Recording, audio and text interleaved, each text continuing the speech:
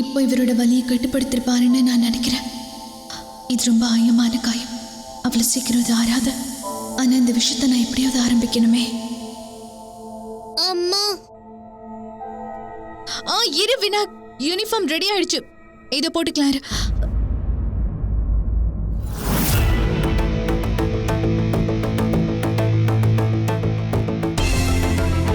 நீ ஏன் இப்ப பழைய ஸ்கூலோட யூனிஃபார்ம் போட்டுக்க?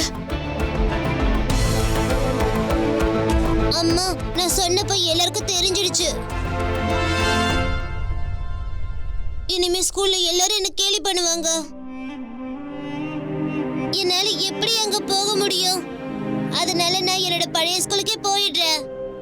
பழைய ஸ்கூல் நல்லா இருந்துச்சு. அங்க யாரையும் கேலி பண்ண மாட்டாங்க. என் அப்பாவை கூட தான்.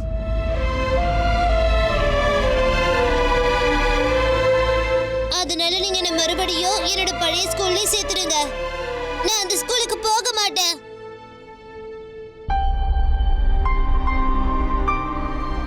நீ இப்படி உட்கார. இங்க பாரு, எனக்கு உன்னோட பையன் நல்லாவே புரியுது. ஆனாலும் இப்போ நான் சொல்ல போற விஷயத்த நீ கவனமா கேட்கணும். இங்க பாரு, வாழ்க்கையில கஷ்டங்கள்லாம் வரதான் செய்யும். ஆனா அதை பார்த்து நம்ம பயந்தடிச்சு ஓடணும்னா அது நம்மள துரத்துக்கிட்டே தான் இருக்கும். மனசுல பயம் வந்துடுச்சுன்னா அதுக்கப்புறம் அது நம்மளை விட்டு போகவே போகாது. அதனால நம்ம பயத்தை விரட்டணும். சரியா? அது எப்படி விரட்ட முடியும்? அதுக்கு தைரியம் வேணும். தைரியமா நம்ம பயத்தையும் கஷ்டத்தையும் எதிர்கொள்ளணும்.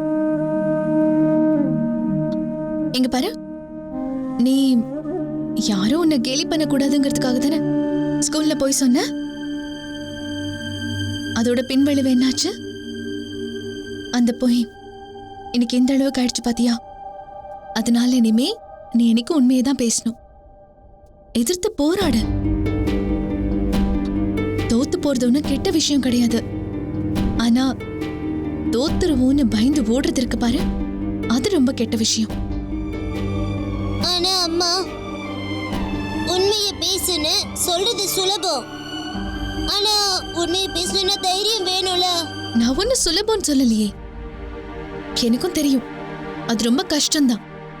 ஆனா பெரிய பெரிய வெற்றிகள் எல்லாம் கஷ்டப்பட்டா கிடைக்கும்.